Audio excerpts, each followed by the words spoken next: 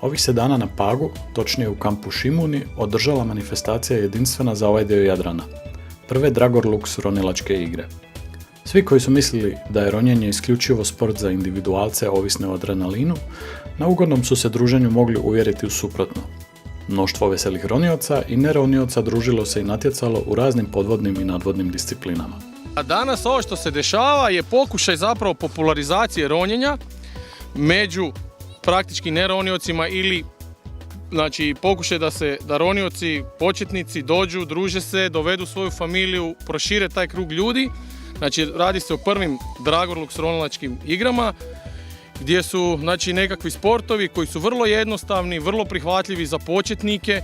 Ne radi se tu o nekom profesionalnom natjecanju, nego zapravo nečem vrlo laganom, jednostavnom što ima za cilj popularizaciju ronjenja i druženje ronilaca.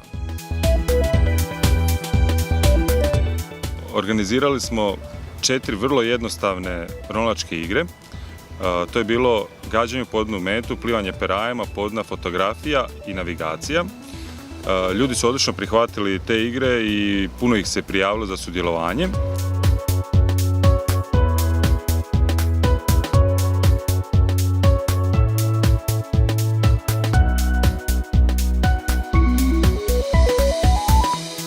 Došao sam iz Vojvodine, tačnije iz Renjanina. Čuli smo preko interneta, sa prijateljima se čuli, oni su organizovali, došli smo organizovano, pomalo, ali evo, tu smo, uživamo.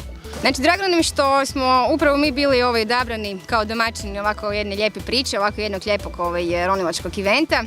Znači, pošto njih viđamo manje više vrlo rijetko jer su uvijek ispod mora, oni su pravo iznenađenje, to je jedna vesela ekipa, puno štosnih priča, anegdota, uvijek spremno za zabavu. Tudi lokacija, kjer so se te igre odvijale, se mi zdi zelo dobro, ker imajo vse na enem mestu, imamo tu Foko, potapljaški center, kjer tudi za družine, kjer še nikoli niso se potapljali, se lahko naučijo potapljanja, imajo surf center, se lahko naučijo surfanja, skratka kamp je res super.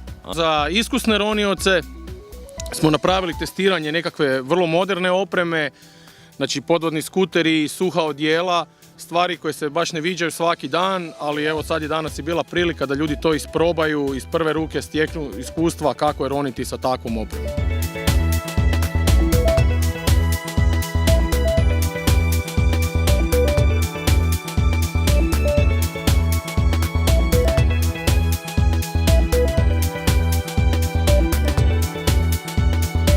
Cilj ovih ronilačkih igara je bio da se svi dobro zabavimo, da roniocima približimo ronilačku opremu, da isprobaju opremu koju inače nisu bili u mogućnosti isprobati, vidjeti, doživjeti uživo.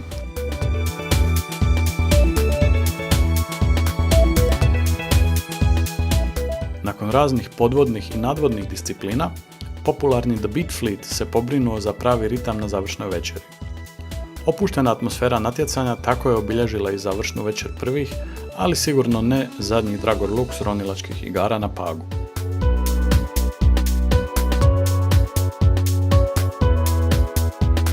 Ovako jedan event je falio u ovoj regiji i zato mislimo da će biti tradicionalan. Svake godine ćemo pokušati da bude što bolji, što edukativniji, da bude sve više opreme, da bude što zanimljivih igara i nadam se da će se ronioci pojaviti u što većem broju sljedećih godina.